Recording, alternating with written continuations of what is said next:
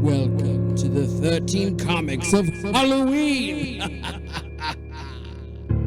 Hey there, everybody. Welcome back to another episode of the 13 Comics of Halloween.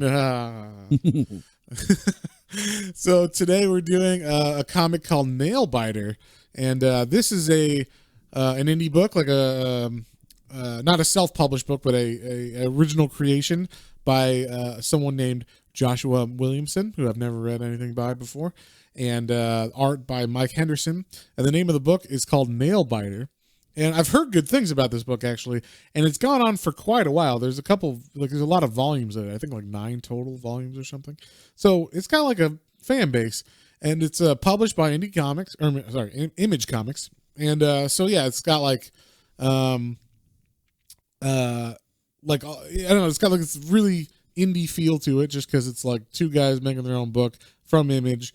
It's from 2014 is when I guess the original issue came out, and so yeah, this one starts off pretty much like with a bang, as I guess a lot of these do, because they're trying to catch you. Yeah, and so we start off at like Riverside, California. There's like a SWAT team that's about to burst into a house, and they're like, "We need him alive, you better take him alive if you can."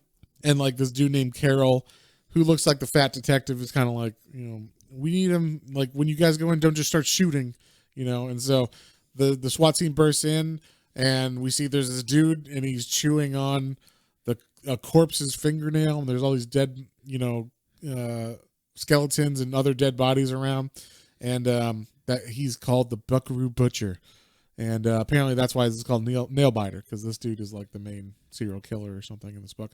And apparently this book is about a town that has spawned a bunch of serial killers. So it's like kind of an interesting concept. Like, why would this one town have so many killers in it? And, basically they're like, "Oh my God." And they walk in, and he's chewing on a nail. And that's how we get introduced to him. And then it says the name of this chapter, this is chapter 1, issue 1, is called "There Will Be Blood." And there was, for sure, right away. And then we cut to 3 years later in San Antonio, Texas. And there's a guy named Finch, and he's sitting on a bed, and he's about to blow his brains out with a gun. And then he gets a call from our buddy Carol from the last scene. And these are their last names, Finch and Carol. And we find out that basically Carol has been talking to this guy, Finch, and they were like both cops. And Carol's like, "Hey, I think you should come, to the town, to Buckaroo, and check this out, because I've got a lead on something weird that's going on up here." Basically, I figured it out. He's like, "Figured out what?" He's like, "Yeah, what do you think?" What do you think? And we don't know what the fuck he's talking about, but something weird. And he's like, basically the Buckaroo Butchers, I've cracked the secret. Like, I know what's going on. So we don't know what that means, but basically, like we said, there's this town in Oregon called Buckaroo, Oregon, and that's where all these killers have come from. And so Finch heads that way. He gets there, I think, 3 days later, right? Or it's either 3 or 2 days. It's pretty soon after. It's pretty quick, yeah. He drives up 48 there. hours. Yeah, 48 hours. And so as he's driving in, the sign in the town says like, "Well, welcome to Buckaroo, the birthplace of serial killers." Yeah, it's like spray painted on it.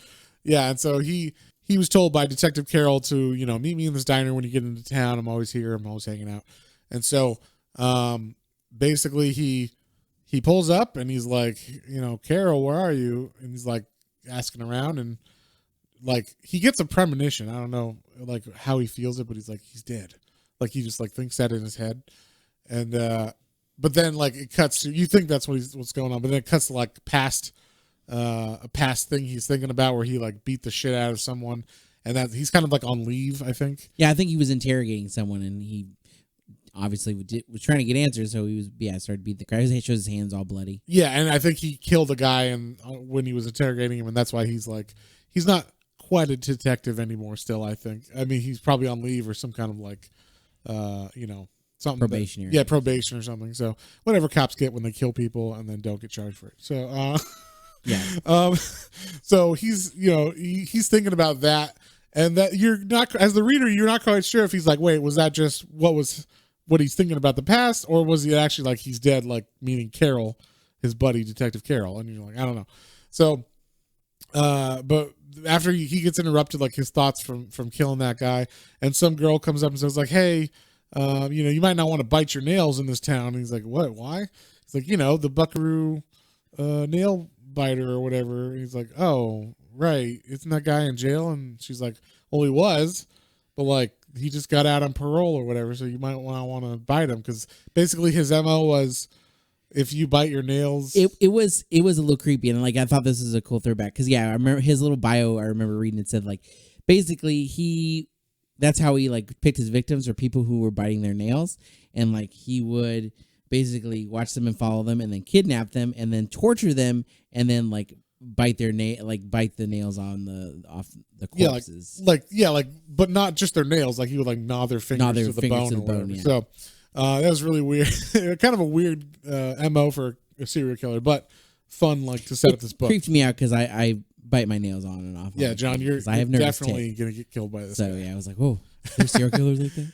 And then so they're talking like the Detective Finch and this girl, and then he looks over and he sees this store called the Murder Store, and it's like literally like we've got killer deals, and then like it's basically like one of those tourist not traps, but like trying to prey on the tourism aspect of this town is full of serial killers.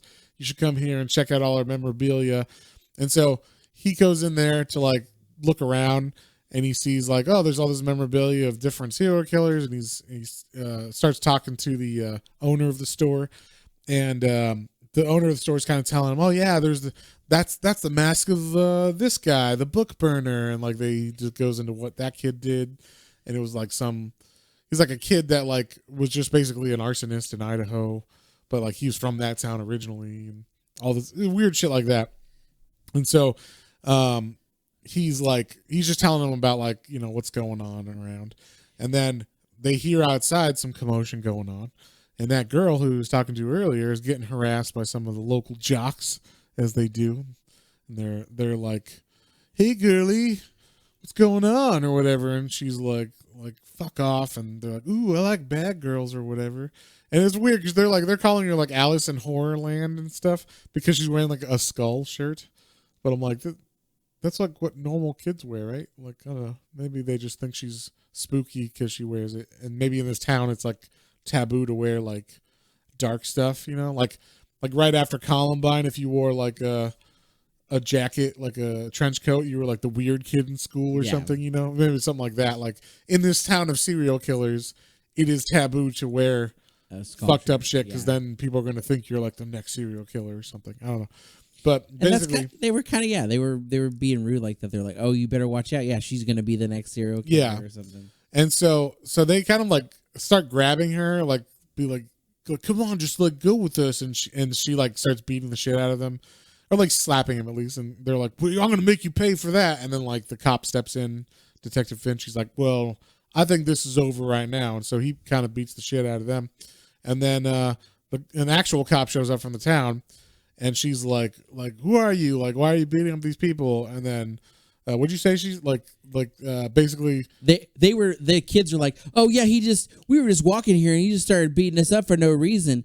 And the girl's like, actually, that's not what happened.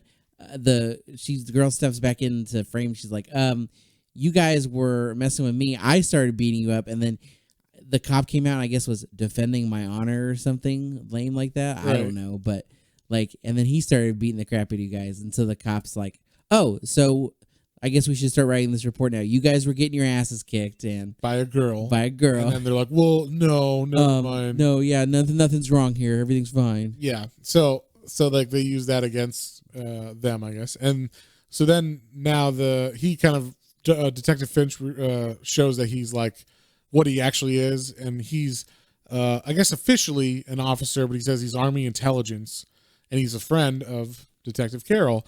And he's like, I was supposed to meet him at the diner, but he never showed up. And they're like, that's weird, because normally he's there like every day, and yeah, he hasn't been there for a couple days. So they're like maybe we should go visit or look around. They go to the hotel room where he was, and they see like all these like conspiracy lines all over the wall, and like, that's fucking weird and everything. Like, the string and the circles on newspaper clippings and all this shit. Like he's been uncovering dots. Yeah, he's connecting the dots of some conspiracy that's going on. And so they're like, we should really check the Nailbiter who just got out on parole, because obviously Carol and him have like a history. So like that'd be the first person to check if Carol's gone missing. So they go to the Nailbiter's house and they knock on the door, and you see a panel where the guy's like, "1 moment, please," and he's like wiping blood off of his hands, and there's like a pot with a boiling on the stove with a bone in it, and like you're like, what the fuck? We can't kind of tell what kind of bone it is. It's just a large bone. You can't really tell if it's a human, but it's implied for sure when he opens the door and he's like covered in blood and he's got like a big meat cleaver and he's biting his nail, which is of course funny because he's like the nail biter or whatever. And then you see on the butcher's block there's like a heart, which looks the size of a human's heart. So it could be a beef heart or something, though. We don't know. So, but yeah, then it's to be continued. So that's how the issue ends. Kind of leaves it on a big cliffhanger. Like, is Carol dead? What's going on? And then we also see like there's like a thump, thump, thump, like a what's it called? Like a heart monitor. Yeah. Beeping in the. I don't know if it's actually in the background or if that's just to give us like a foreshadowing. Like maybe Carol's still alive, but like this is someone else, or we don't know. We don't know what's going on. So, and there was another little, it was a little thing, but like there were also some mention, like some notes of bees in this a couple times. Like, yeah, while Finch is outside waiting for Carol when he first gets there, like a bee stings him before the girl or right after the girl had shown up and they were talking, and then there's a bee like flying around the kitchen. Yeah, of the Nailbiter. So yeah, like there's some little elements too that we're noticing. We're like, I wonder where that might lead. A lot of cool, setup, little creepy setups, but it was definitely cool. Like it was very grabbed my attention. Like, what's going on? Yeah. So what would you give this one, John? As like a first issue to a horror series? Yeah, as a first issue to horror, it was solid. It's like, oh yeah, like I kind of want to know a little more. Like it's interesting. Yeah. I'm gonna give it a 6. Yeah, solid. The art was fun. Yeah, it wasn't like amazing art. It wasn't like amazing. Like the storytelling was good. I felt at times like it just it was trying to be a little too clever. Like the idea of like this town. I mean, the setup for it's unbelievable, but it's a fun setup. So I'm willing to go with it. Like if it was a TV show, I'd be like, shut the fuck up. Yeah, they say, I forget, it was like they were like, man, this town has had like 15 serial killers. Like, yeah, something like that. A lot of serial killers. And so like that, if that was a premise for a TV show, I'd kind of be like, all right, calm down, but because it's a comic, I'm willing to like suspend disbelief and like go with them on this ride. Because 15 minutes to read an issue isn't that big of a deal, kind of thing. But yeah. I definitely, and obviously since it's gone so long, it must have like a really good like storyline after this. But for sure, I think this first issue, it makes you want to read more, but it's not like a perfect issue or anything, but it's solid. Like it's a solid, like, grab you and make you want to read more if you're into horror or like serial killers or those kind of things. So I'm also going to give it a 6 as well. Nice. And, yeah, on that note, I guess we'll see you guys next time. If you guys have any comments, questions, or suggestions, you can email us at planes, trains, and comic books, all one word at gmail.com, and we'll catch you later on the next one. Bye.